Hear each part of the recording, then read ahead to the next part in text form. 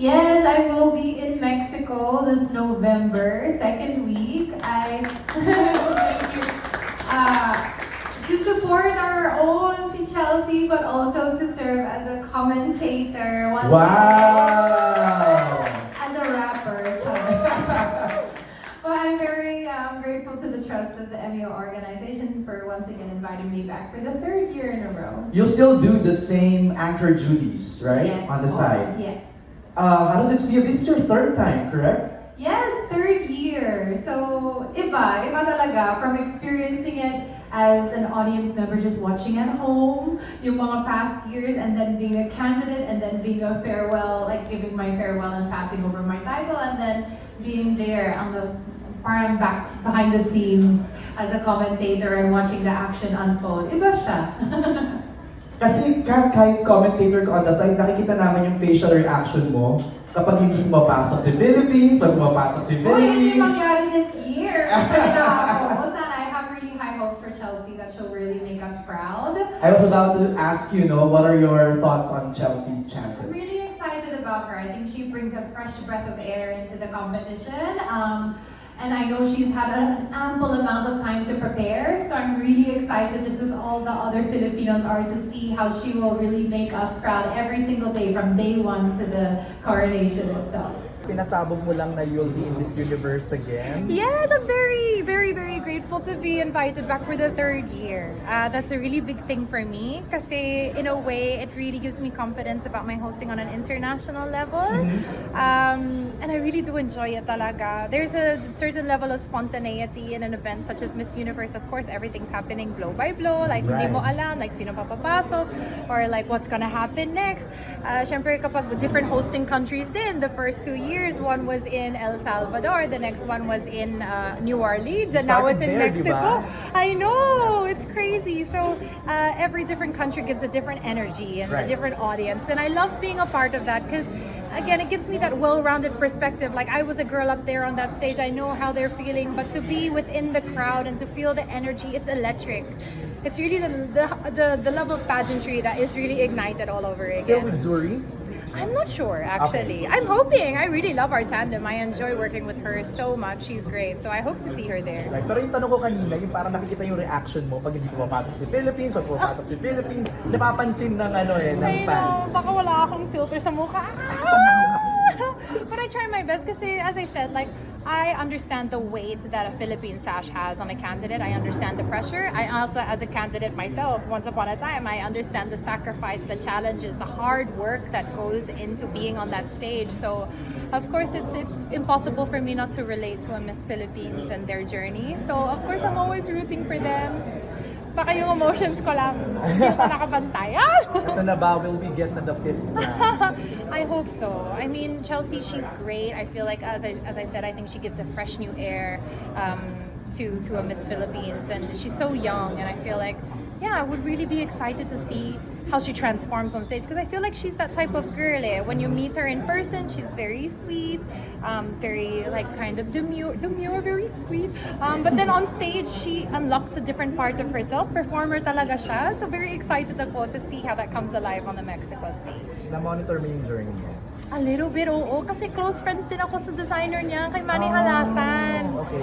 Yeah, so I wasn't able to have a sit down with her, although I reached out multiple times, but feeling ko napaka-busy siya. Oh, wow. So I also understand the schedule that comes along with being a representative. So I understand that now she's in the US, and I'm wishing her the best. At least she's able to adjust to the time zone. Sana able to rest so that she can give it her all come day one of Miss Universe. Any advice na lang to Chelsea? Oh, I always say, like, just to really remember why you went on that journey in the first place, whether and it can be anything it resonates with you, whether it's opening new opportunities or doors for yourself, or elevating your community, or for a cause, or for the country. Just to hold on to that anchor, because throughout the exhaustion and the long schedules and all the ups and downs that comes with being a Miss Philippines, that's what you really need to hold true to, and just enjoy, because I look back on it now and it feels like a blip, like it was like so fast. Yung time ko, 2 weeks yata, 2.5 weeks ang laban ko noon sa Thailand. But now looking back, it's so fast. And I wish I could have been more present to soak in every moment because it's a once in a lifetime opportunity. It feels like you're in the Olympics, not to draw the parallels between an Olympian and a beauty queen, but you're surrounded by delegates from all over the world representing your country. And I think that's such an exciting and incredible honor to have in your lifetime. So I hope that, my advice would be to be present and to remember her anchor and to just enjoy. Are you brushing up on your, ano ba? Rapping skills. No, Spanish, Mexican. Oh my God, wala akong skill dyan. Oh no. Baka last minute na lang. Hola. Hola, amiga. Yeah, but that would be nice actually. I should brush up on that. Iba kasi din ang energy ng mga Mexicans, Kaya di ba? excited ako kasi feeling ko yung energy sa loob ng stadium will be electric. Kasi just like I recognize that Latin America as well as the Asian communities, we really love pageants. Right. Iba talaga ang amor ng mga pageants. So I know that it'll be felt. So, and there's a large Latin delegation like representing that part of the world. So I feel that's just gonna be incredible. I remember 2 years ago, yung New Orleans and El Salvador, sobrang hectic ng schedule mo na 1 or 2 days ka lang doon. Yeah, same ulit. Even here, because I was about to ask kung makakaikot ka ba sa Mexico. It's such Kasi a my beautiful city. upcoming All-Star Canada, so that'll be a string of concerts through Calgary and Toronto. Right. Tickets are on sale now if anyone's interested in coming along. And then from there, we're segueing straight to Mexico City. So, laban lang. Tambak itong gala. Yes. And then when I come back, gala na agad. Hindi ka ba So, kagala? yun. Catriona, ano masasabi mo? A lot of fans are saying dapat ikaw yung main host, one of the main hosts. I'm very, very flattered. Actually, I was up for consideration, but it was Roku themselves as the brand streaming partner of the televised version of Miss Universe to the US that really fought for me. So flattered din naman ako that they really see my value as a correspondent. But yeah, it would have been a nice experience, and I hope one day I'll be able to experience that rin. Yeah, one day. One day.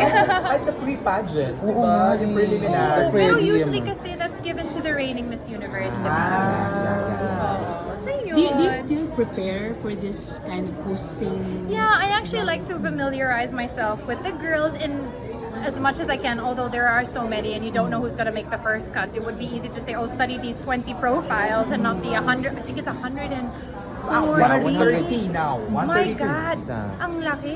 Biggest in It's the the history. biggest ever. Kasi ang alam ko before this year, yung year ko yata, ang pinaka-largest with 95 or 94. Also, I would love to get to know the girls through their but the profile I think is also such a glimpse as well. It's not really a full picture of who they are. Because I think it's a nice thing as a commentator to be able to throw in those tidbits or yung kwento about the girls or their countries in. But yeah, I'll try and brush up. Sana manonood ako ng mga preliminaries habang nasa Canada or baka nasa aeroplano na ako that time. Hindi ko alam. Pero best efforts. Lot to prepare. Alright. Thank you.